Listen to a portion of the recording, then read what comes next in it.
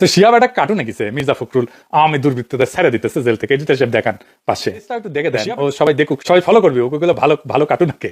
তো পরে আবার মির্জা ফখরুল কয় না আমি এটা কই নাই, আমি সারা দেশে হয়রানিমূলক মামলা প্রত্যাহারের কথা বলি নাই, শুধু এই এলাকায় হয়রানিমূলক মামলা প্রত্যাহারের কথা কইছি। দেখেছেন?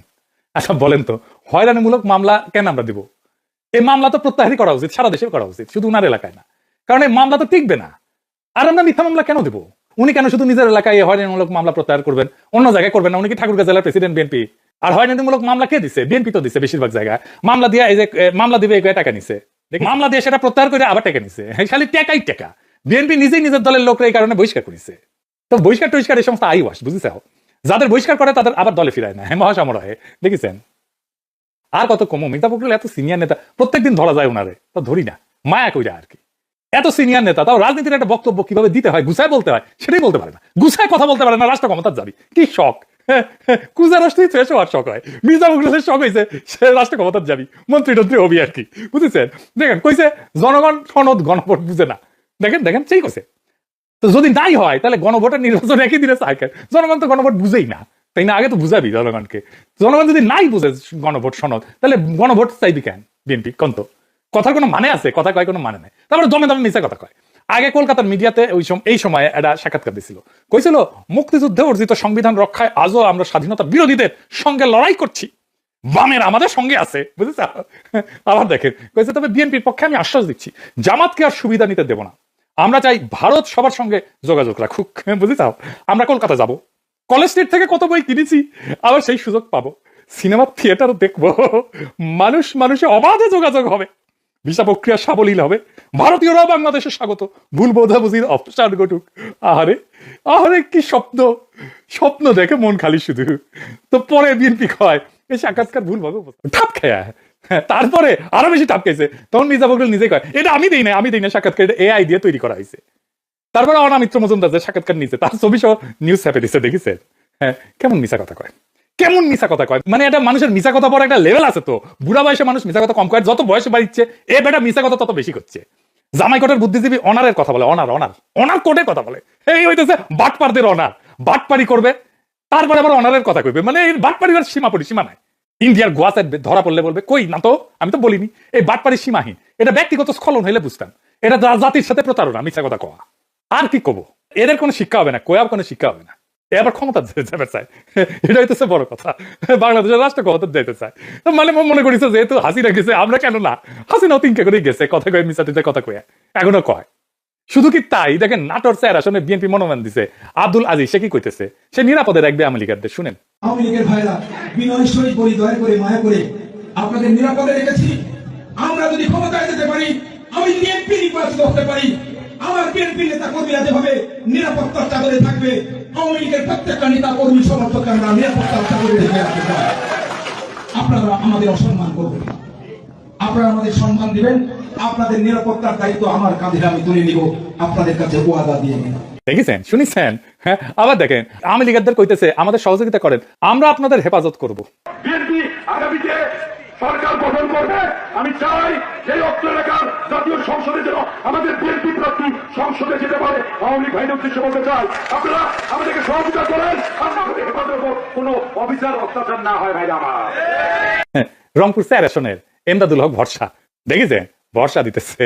হ্যাঁ, আবার দেখেন শরীয়তপুরের এমপি ক্যান্ডিডেটের মিটিং এ যুবদল নেতা মোস্তাক মাসুম বালা ও কইতেছে আওয়ামী লীগারদের যে জামাত যেন ভোটে না জিতে, তারা জিতলে গেলে হাসিনা ফাঁসির দিবে, তারপর ক্ষমতা যাবে। বেয়াকুব বুঝেও নাই। আগে শুনেন। যারা আওয়ামী লীগ করেন আপনাদের উদ্দেশ্যে আমার 1 মিনিট কথা। আওয়ামী লীগ বিগত সরকারের সময় সবচাইতে বেশি ক্ষতি করেছে জামাত ইসলামের, তাদের সেই সমস্ত নেতাদেরকে ফাঁসি দিয়েছে, এইটা জামাত ইসলামের পূরণ করার মতো না। জামাত ক্ষমতায় যায় শেখ হাসিনার ফাঁসিতে ঝুলে তারা শপথ গ্রহণ করবে। বেয়াকুব বুঝেও নাই। ওই মিটিং এ সবাই এই কথায় জামাতকেই ভোট দিবে, কারণ তারা চায় হাসিনা ফাঁসি হোক।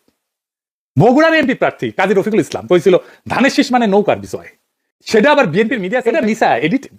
আসল ভিডিও দেখুন, সত্য জানুন। আগে ভিডিওটা শুনেন।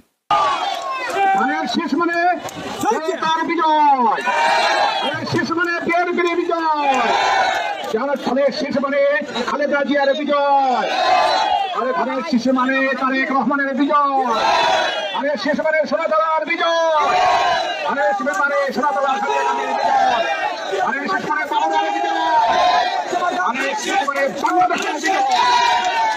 শুনেছেন আসল ভিডিও বিএনপির মিডিয়া সেল দেন আমরা দেখি, দেয় নাই কলে উঠি। হ্যাঁ, এটা ওর নিজেরই ভেরিফাইড পেজে ছিল। আর এক অ্যাঙ্গেল থেকে দেখেন, ধানের শীষ মানে জনতার বিজয়। দেখেছেন মানে কেমন মিছা কথা কয় বিএনপির মিডিয়া সেল।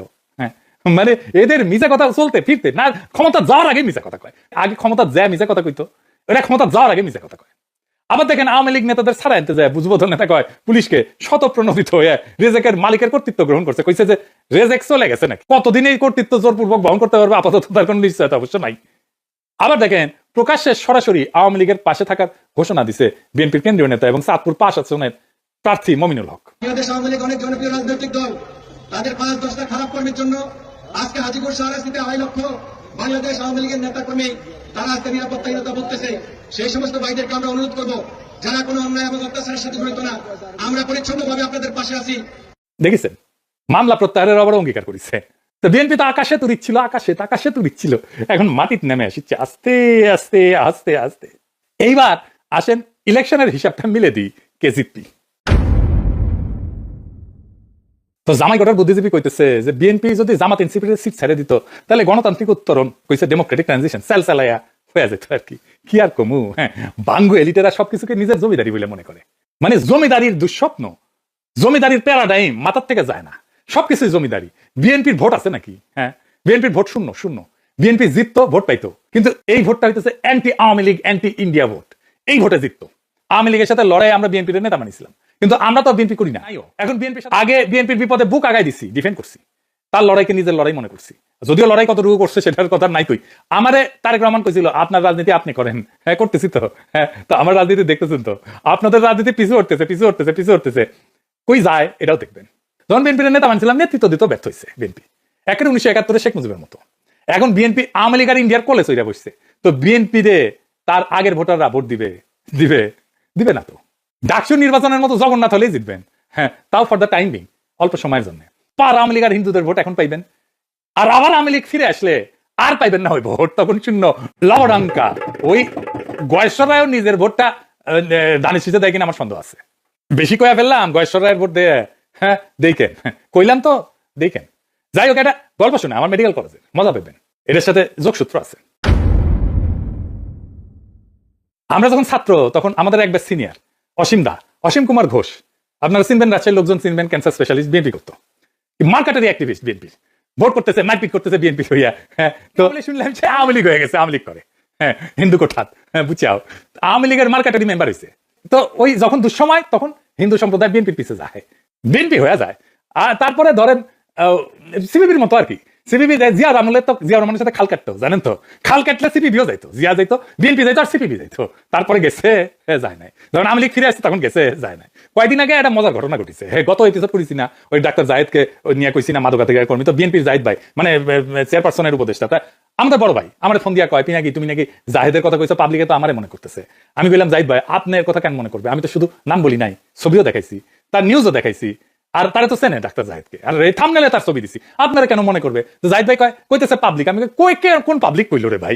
তো জাহিদ ভাই কয় যে এবার কেয়ারে ডাক্তার মিনাল সরকার কইছে পিনাকি কেন আপনার পিছে লাগলো। আমার মেজাজ গেছে বিলা হইয়া, জাহিদ ভাই আপনার পাবলিক পেলেন নাই কথা কইতেছেন, 1 নাম্বার ইন্ডিয়ান অ্যাসেট, বিয়েও করেছে ইন্ডিয়া, আওয়ামী লীগের আমলে সব আওয়ামী দুর্বৃত্তদের সাথে কানেকশন করাইতো ইন্ডিয়ান এমবাসি, আর মানুষ পেলেন না, এরকম একটা পার ইন্ডিয়ান মাল বিএনপি শীর্ষ নেতার কাছে আমার নামে কানবাড়ি করতেছে। হ্যাঁ দেখেছেন মানে কি করে, বুঝেছেন তো, সামেসি কোনে কিরকম করে এগুলা, বুঝেছেন। এই লোকের আমল নামা জানে না জাহিদ ভাই, বুঝেছেন অবস্থা। আমি কইলাম আমল নামা জানে, আমি ডাক্তার মানুষ সবারই ফোন, আমি সবার ফোন কেন আপনি ধরবেন, আপনি পার ইন্ডিয়ান মাল একটা, আপনি এটা বুঝেন না। এটা মিনাল প্র্যাকটিস করে চুপ কর, টেকে কেমন চুপ কেমা, কিন্তু যাওয়ারও বাদ দে, আমার লগে না। হ্যাঁ ভেঙ্গা ইন্ডিয়ার শ্বশুর বাড়ি পেটে দেবো একেবারে, তোর হাসিনার কাছে পেটে দেবো, আমি প্যারিসে থেকে তোর ভেঙে দিতে পারি, প্র্যাকটিস তো বেড়ে দিলাম। তো বাঘ এলিটার এখন দৌড় বেড়বি, আরে বাবা মিনাল কান্তির সরকার, ও ইন্ডিয়ান না হোক, ইন্ডিয়ান বউ আছে, ইন্ডিয়ান তাই তার কাছে যাই, হ্যাঁ লাইন লাগবে একেবারে। এবার কে আমার কমিশন দিয়ে, হ্যাঁ যাই হোক, এবার হিসাবে আসি, বিএনপির সিটের হিসাব।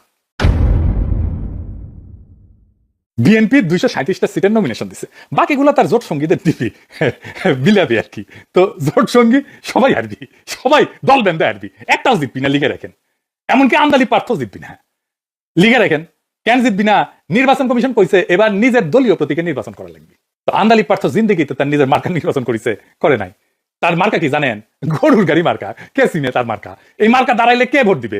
তো মনোনয়ন বঞ্চিত প্রার্থী আছে, সে পুরা দলকে আন্দালিব পার্থে, কারণ তার তো প্রমাণ করতে হবে যে আন্দালিবকে মনোনয়ন দেওয়া ঠিক হয় নাই। তবে আন্দালিবকে না হারাইলে তো তার এটা প্রমাণ করা যাবে না, তার পুরা ভোট যাবে আন্দালিবকে যে হারাইতে পারবে তার বাক্সে। তো ধানের শীষি যদি না পায় এই জোট সঙ্গীরা, কেউ জিতবে না। জামাত কিন্তু কখনো নিজের মার্কা ছাড়া ভোট করে নাই, জোট করলেও। দেখেন মতিউর রহমান নিজামীর পোস্টার দেখেন, দাঁড়িপাল্লা নিয়ে ভোট করছে সবাই, জামাতের সব ক্যান্ডিডেট। তার মানে 63টা সিট মায়ের ভোগে চলে গেছে অলরেডি। এখন এই 237টার মধ্যে 151টা বিএনপিকে ক্ষমতায় যাইতে হইলে, তো এই আসনগুলোর মধ্যে মাত্র 90টা সিট যদি কেউ জিতে যায়, 90 কিন্তু বেশি না, বিএনপির 147টা সিট ওয়াক ওভার দিবে দরকার হলে। কিন্তু 90টা সিটে মরণপণ লড়াই করবে, ভালো প্রার্থী দেবে, ভালো বাজেট দেবে, কেন্দ্র সামলাবে, ভালো প্রচার করবে, সব কর্মীদেরকে ওইখানে নিয়ে আসবে। মাত্র 90টা। বিএনপি সরকার গঠন করতে পারবে না। 90টা সিট জিতে নেওয়া বাম হাতের কাজ রে ভাই। হিসাব সিম্পল। মুজিব ইন্ডিয়ার উদ্দেশ্য করে কইছিল, উনি আমাদের কথা রাখলেন না, রাখলেন ভুট্টো সাহেবের কথা। আওয়ামী লীগ পুনর্বাসন করতে গিয়া বিএনপি আম সালা দুটেই যাইতে নিচ্ছে। হ্যাঁ, তারেক রহমান তো আমার কথা রাখলো না, ভুট্টো সাহেবের কথা রাখিছে, মোদির কথা রাখিছে। বিএনপির কপালে ক্ষমতা আর গোস্ত আর নাই, বিরোধী দলের ঝোল খেয়াই খুশি থাকা লাগবি। আর আমরা কমো গোস্ত তো পেলু না, লে ঝোল খা ঝোল।